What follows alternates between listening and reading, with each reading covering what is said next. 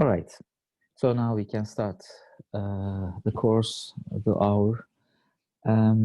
We were talking about, as you may remember, convolution, which is an operation to determine the output of a linear time invariant system for a given input. If the given input is x of n or x of t, and if the linear time invariant system impulse response is h of n or h of t, we haven't seen the continuous time yet, but we will do that. So we measure an impulse response, and from that, the impulse response by the operation called convolution, we are capable of determining the output, and that operation is convolution. And we have seen a few examples of doing convolution in for shorter discrete times, and we stopped at this example where we have two infinite extent signals. One of them is h of n is equal to u of n. The other one is x of n is equal to alpha to the n u of n, where alpha is less than 1 in magnitude. Therefore, it's a decaying exponential like this. So how can we find the convolution of these two? We can do it in three fundamental ways, which correspond to the same thing, of course, because the convolution result is the same. Mathematical fact. But do you remember that we first started determining the convolution output according to the one-by-one responses to each input sample, scaling according to the input sample and shifting according to the position of the input sample. Let's first do it that way. So we have we can say method 1, for instance, and we can split x of n into individual impulses. The first impulse is, as you see, the one that is appearing in the center, like this one, this unit sample, which is unit magnitude and shift is 0. So with that one, what is the response? So I find the response to this. And the response is the impulse response itself, because I applied an impulse. So the impulse response is the response to the impulse. That's the name, which is h of n, this one.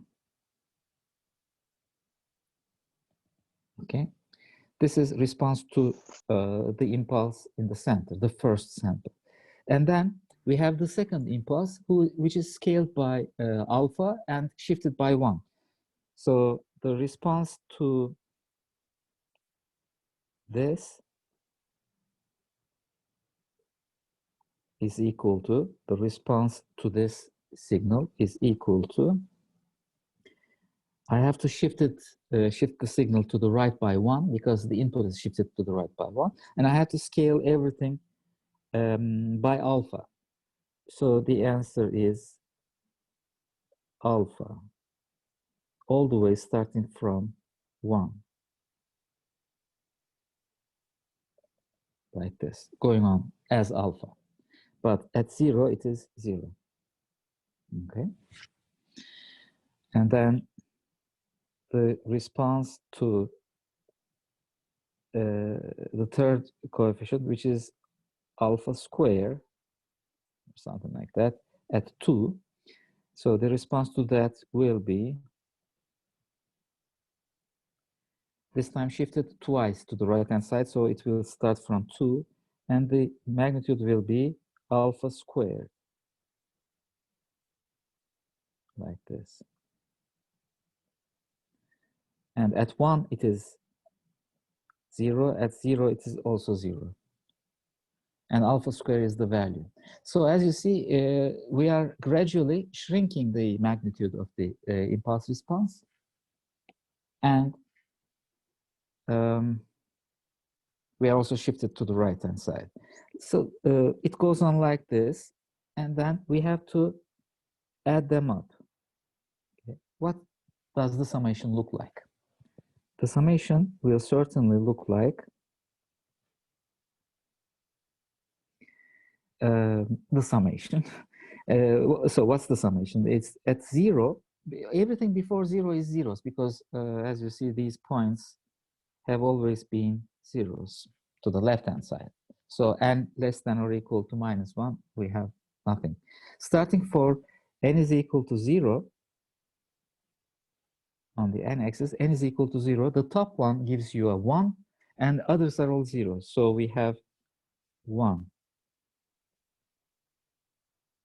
at 0. Let us now add the second component, which is 1 from the top and alpha from the second one. So it is 1 plus alpha at 1. 1 plus alpha is the value. I'm writing it a little bit small, sorry.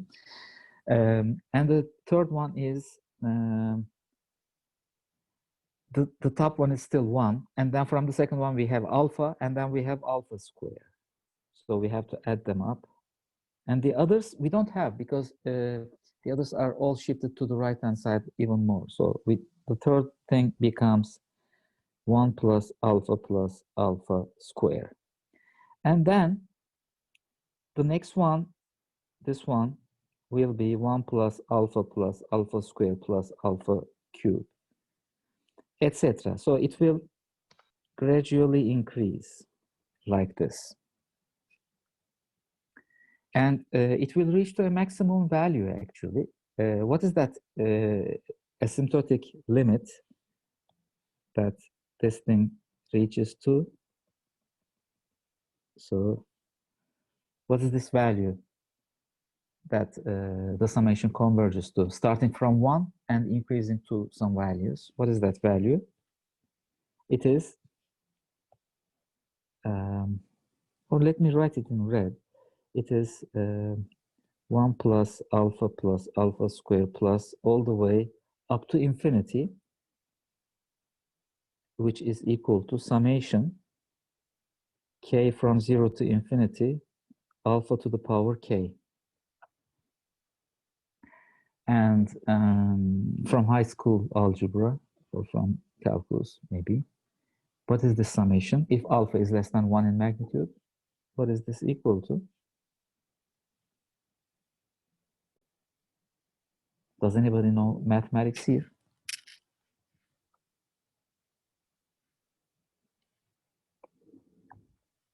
Nobody. Let me see how many people we have here. 94 people. Ah, yeah, Doğukan Gözler answered this. Sorry, I haven't seen that because I was expecting something. It is 1 over 1 minus a, he wrote, but of course it means alpha by saying a.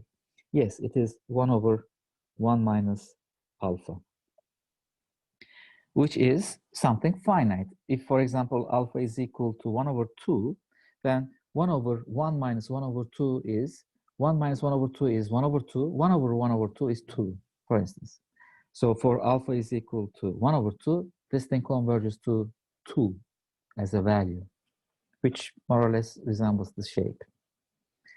So this is one way, and you can do that. But there are alternative ways. So I will open a new page and continue doing it from the new page. Like this. Again, we have h of n to be equal to zeros here, and then 1, which is u of n.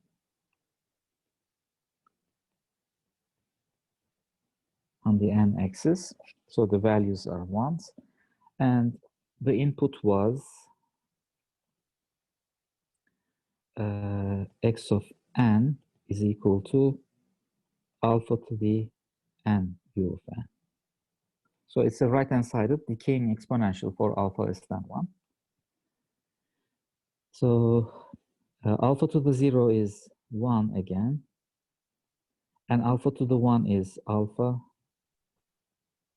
then alpha square, then alpha cube, etc. As you see, it's a decreasing, exponentially decreasing kind of curve, starting all of them from 0 and alongside integers like 0, 1, 2, 3 over the n-axis. Now, previously I told you that there's a nice methodology, and we have seen some animations, some videos regarding that one as well. What we really have to do is we have to flip around the input and apply it to the over the other one. Now the question is, it doesn't have to be the input or the impulse response. We are convolving two things, h of n and x of n, and we have a very nice property of h of n convolution with x of n being equal to x of n convolution with h of n. So it doesn't really matter which one you fold. Okay, this is a linear operation like multiplication sort of. So x times y is the same as y times x. So the similar thing happens for convolution as well. Let us fold x of n over the zero axis, and then we will have this kind of shape. Okay, when you flip it around.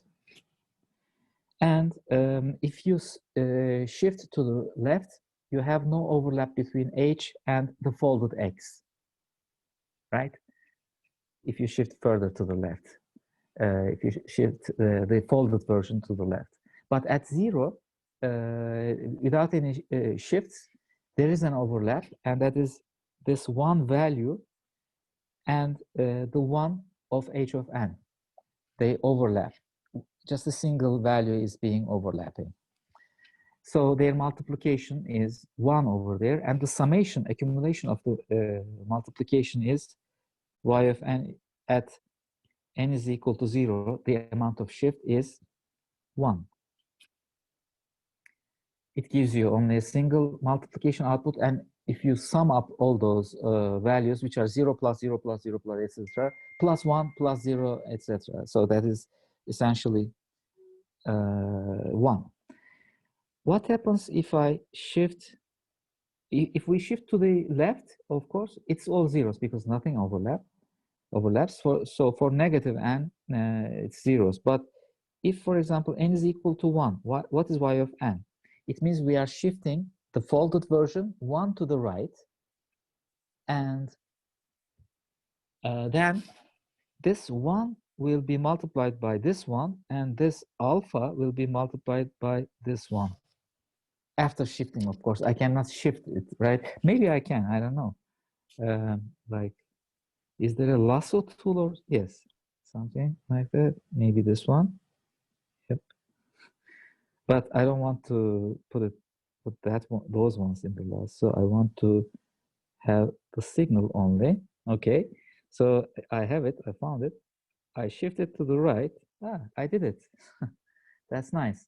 I shift once to the right, so now I can eliminate this one and this one. Good. At y of n at n is equal to 1, it corresponds to these values, which are sorry, the 1 at the right hand side, and later on alpha. And alpha is multiplying 1, 1 is multiplying 1, everything else gets multiplied with other zeros. So we have two components, alpha and 1, and when we sum them up, it gives us 1 plus alpha. So now I will continue. I like this lasso tool. I want, sorry, I want to include the last one, which I failed. Sorry. Like this. Okay. I shift once again to the right-hand side, and I have these. And there are now 3 overlaps with the top shape and the bottom shape. One of them is alpha squared multiplied by 1, which is alpha squared. Then the other one is alpha multiplied by 1, it's alpha. And 1 times 1, it's 1. So we have these 3 non-zero coefficients. We sum them up, and it will give us y of n at n is equal to 2 to be equal to 1 plus alpha squared. And actually, it goes on like this. The further you shift to the right, as you see, the more overlaps will occur. And in general, y of n will be equal to 1 plus alpha squared plus all the way to alpha to the n for n greater than or equal to 0. Okay. And if you compare this result with the previous result that we obtained by finding one by one the impulse responses, accumulating the impulse responses, you see that it's the same, of course. Because this is just an alternative way of making an implementation. It's not a different formula or anything. I'm just doing the same thing from another perspective.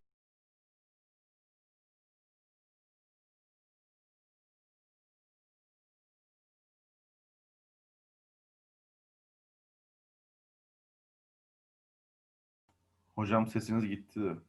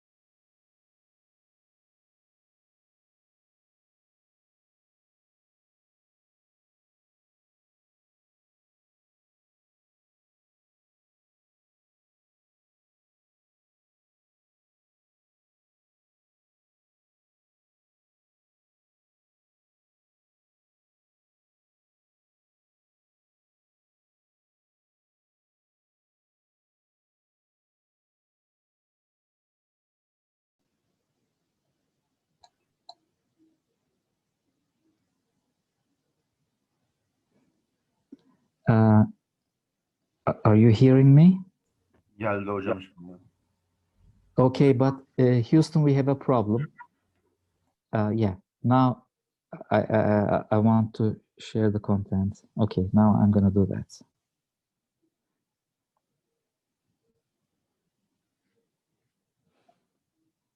Good. Are you still with me?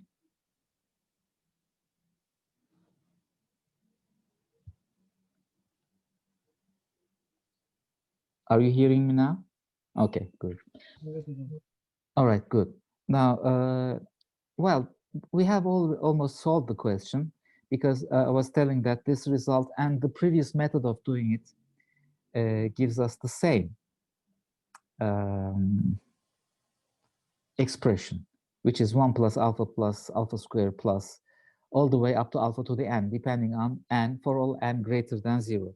So you can write the expression like this. But if the question is 10 points, you will get 9 points when you do this kind of an expression, because I would expect something slightly better than this one. Or 8 points, sorry, not 9 points, but 8 points. 9 points will be to this summation k from 0 to n alpha to the k, which is equal to 1 minus alpha the n plus 1 over 1 minus alpha. It's a finite series summation for n greater than or equal to 0. If you write it like this, for example, with this kind of an expression, it may be slightly better. So it will get 9 points, not still 10, because for 10 points, you have to consider the n greater than or equal to 0 case in a more proper way. And the proper way of putting it is like this. Y of n is equal to 1 minus alpha to the n plus 1 over 1 minus alpha times u of n. So this last one would get 10 points. So the first answer, the correct answer, would be 8 points. The second one, which is also a better way of putting it, will get 9. But if you just notice that if it is right-hand sided or if it is left-hand sided, then you have to put like something like maybe u of minus n, right? So those are proper signals and systems friendly way of putting things. And I really expect that from you in the examination. But in the examination, first things first, you have to first find the correct answer. The correct answer is 1 plus alpha squared all the way up to alpha to the n for all positive n's. Now, I want to go up again, and I want to focus to this property. What does that property say? It says that convolution is it's a symmetric operation. X convolution H is the same as H convolution X. So would it really matter if I fold around the other signal, not X, but this time let's say H of n? And the answer is no, it doesn't matter, because just replace their places, write X of n, the decaying exponential, and fix it at the top, and below it fold around H. And you see that as you slide it to the right, more overlaps will occur, and those overlaps will one by one contribute as 1, then 1 plus alpha, then 1 plus alpha squared, then 1 plus alpha squared plus alpha cubed, etc. So the convolution is really a symmetric operation, and X convolution H is the same as H convolution X, which means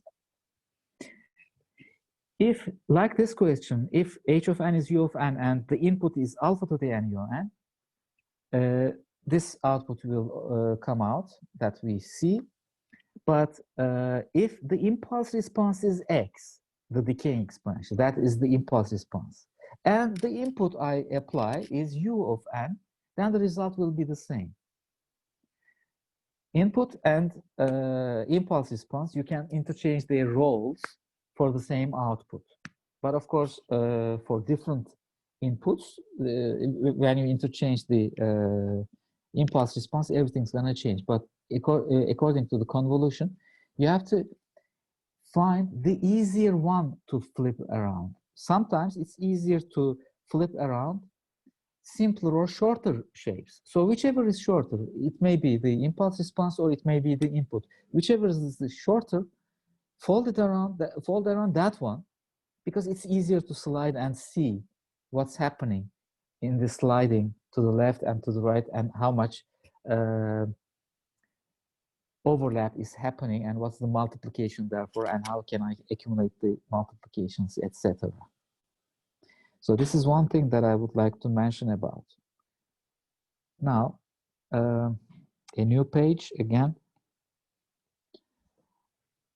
There are some short rules about convolution. One property that I already said is, oops, it's red. Let's keep it black. Xn, let's make it wider. Xn convolution Hn is the same as Hn convolution Xn. That's the property. The other property is if the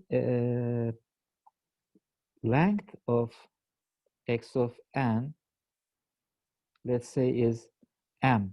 What I mean by length, number of non-zero values. It's a compact shape, let's say. It may be a triangular shape, it may be a box shape, or whatever, just arbitrary. It may be negatives and positives. But let's say that the input duration is m samples. And similarly, the impulse response size or duration is n, okay, a different length. It may be infinity. Okay. The previous example shows us that it's perfectly possible to have infinite length, but assume that they are finite. When they are finite, if you obtain y of n as xn convolution hn, then the size of y of n will be m plus n minus 1. That's quite obvious, I guess.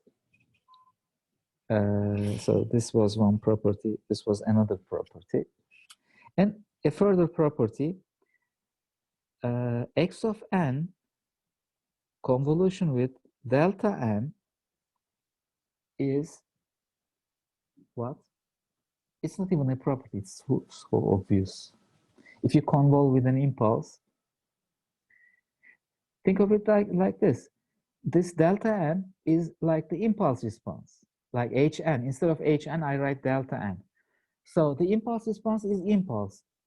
Impulse comes in, impulse goes out. What is this system? Nothing, right? It's doing nothing. It's an identity system. Impulse response is impulse. So when an input x of n comes into the system, what would you expect as the output? X of n itself.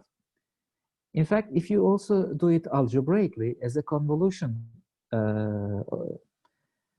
summation, the formula, if you apply the formula, you will still see that this convolution is equal to x of n. And x of n convolution with delta of n minus k. So what is delta n minus k? It is k shifted version. It's not an impulse at 0, but it's an impulse at k. So what does this convolution mean? It means that this impulse response, think of it like this, it's an impulse response. So an impulse at 0 comes in, and the response of the system is the impulse which appears at k. So what is that system doing? The system is shifting or delaying the input by a duration of k. So whatever the input comes in, it is shifted or delayed or postponed by k. So if x of n comes into the system, to this system, what does the system do at the output? It delays the system. It shifts the system by k.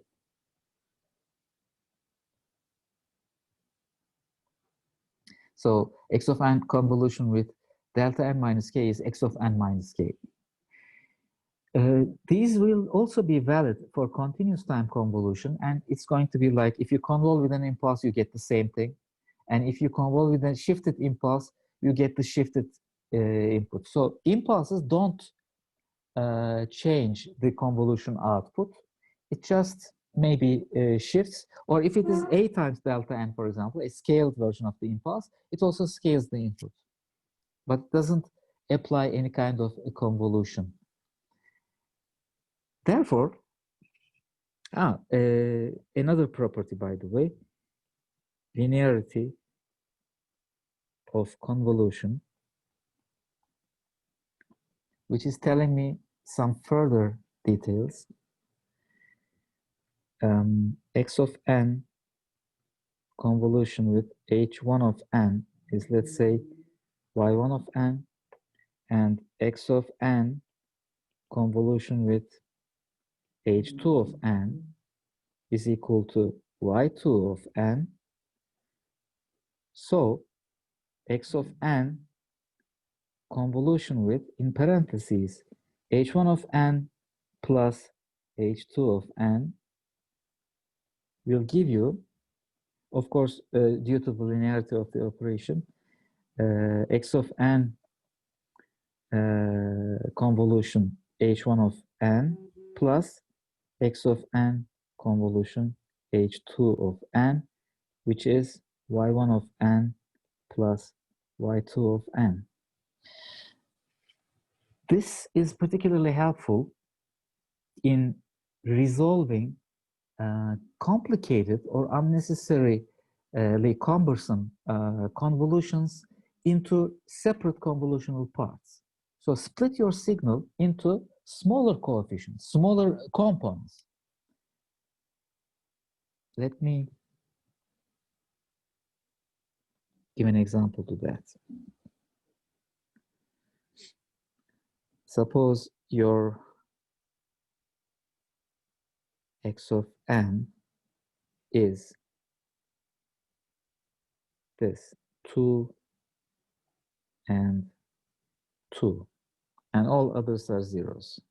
Okay, so this is x of n. The input is small input, don't worry. And we have h of n, which is the impulse response. You can interchange the roles, by the way. The input may be like h of n that I'm drawing, and the impulse response could be x of n. So this splitting is possible in any ways. H of n is 2 and minus 2 at 0 and 1, and 2, 3, 4, 5. At 6, it's again minus 2, and at 7, it is again 2.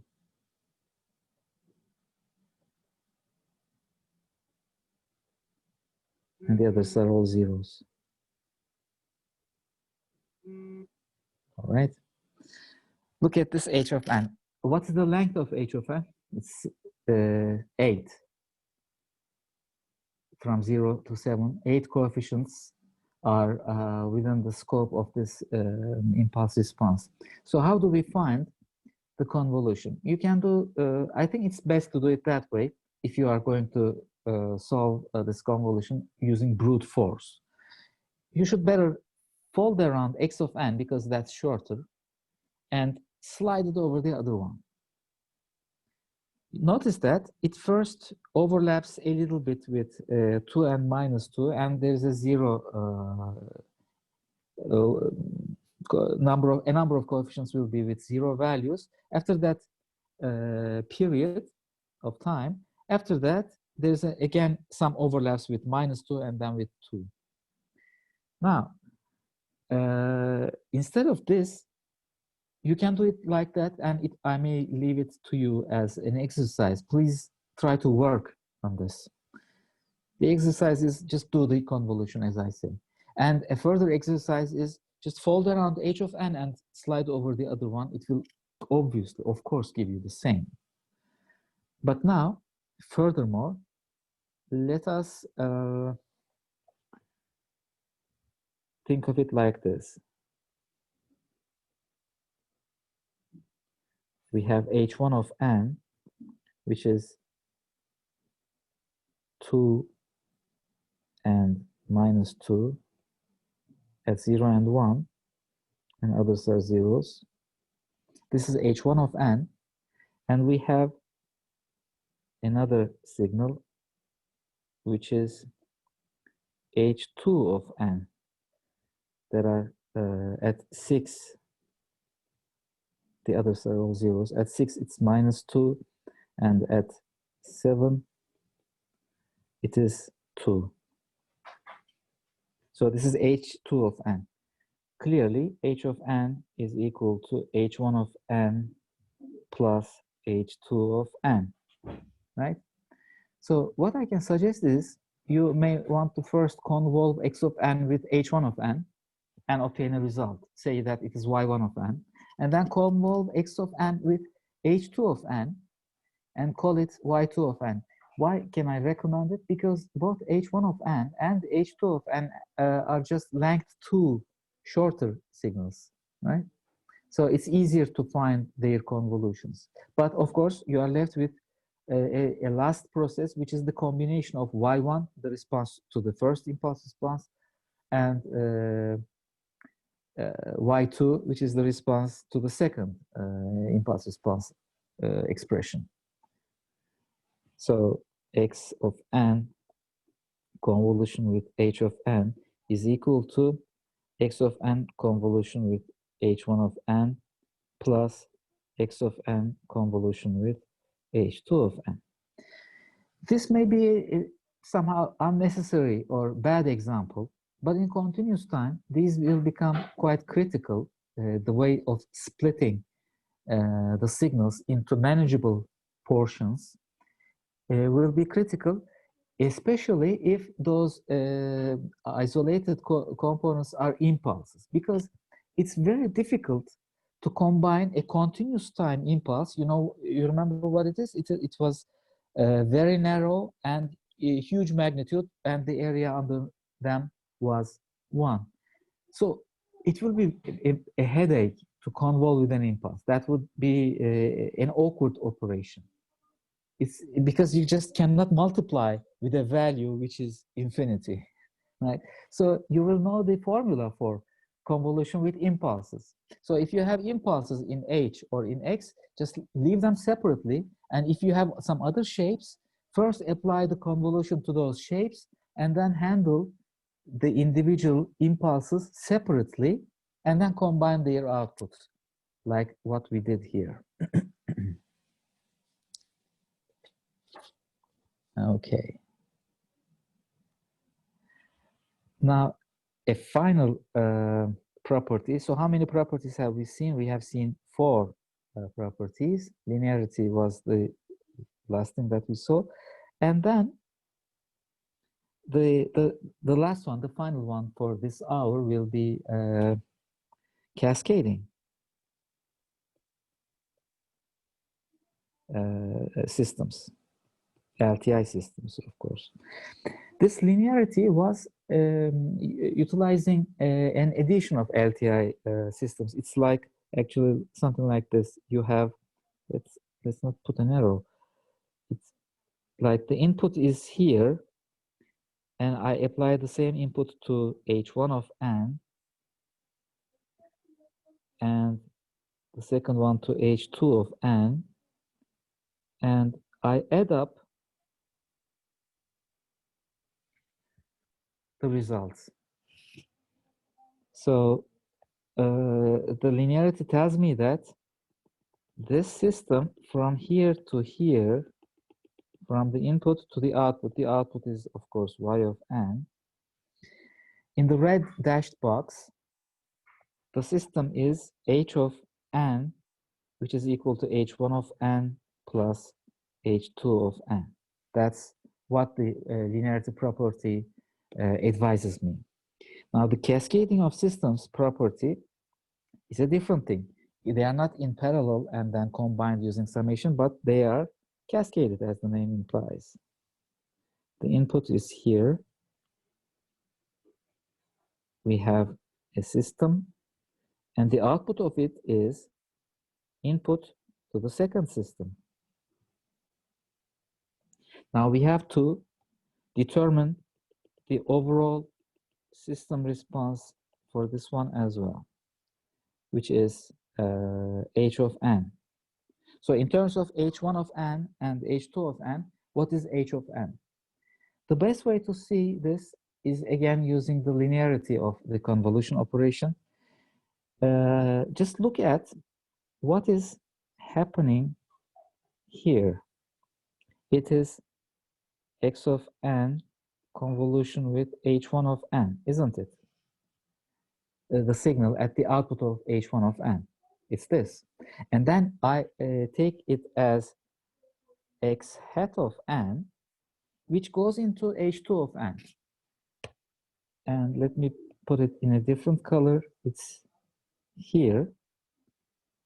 And over there, this is the output y of n, which is x hat of n as the input convolution with h2 of n. But what was x hat of n? It was x of n convolution with h1 of n. And then I convolve it again with h2 of n. So this is the longer expression. And this thing that we have here is the answer to this question. H of n, the overall system, is therefore h1 of n convolution with h2 of systems. You have to convolve their impulse responses to have an equivalent overall convolution result. or overall system result, impulse response. And this also shows us that from the linearity, the orders of H1 and H2 doesn't matter. The input may first be fed to H2 of n, and then its output may be fed to H1 of n. It will give you the same output, because H1 convolution H2 is the same as H2 convolution H1. It doesn't matter which one you do first. In fact, if you have three convolutions like X convolution, H1 convolution, H2, you can just make any kind of combinations for convolutions, and the output will be convolved with the last one. It will always give you the same result. Okay, so this is all you need to know about cascading systems, but it's important because in previous years' examinations, I have seen a lot of students, tens of students every year, who just say that the overall system for this one is H1 of n times H2 of n, because it's like cascading, so I'm multiplying. You cannot multiply the impulse responses. You must convolve them. This is very strictly not equal to. Okay, be very careful about that. You are convolving cascaded impulse responses. That's critical, and you have to know it, and you have to apply it. You have to learn it very well. Okay, we will continue.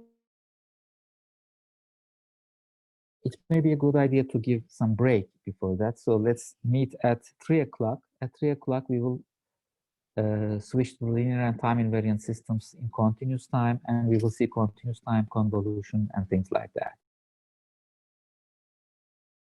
Recording right now. But first, let me ask you if you have any questions about this topic.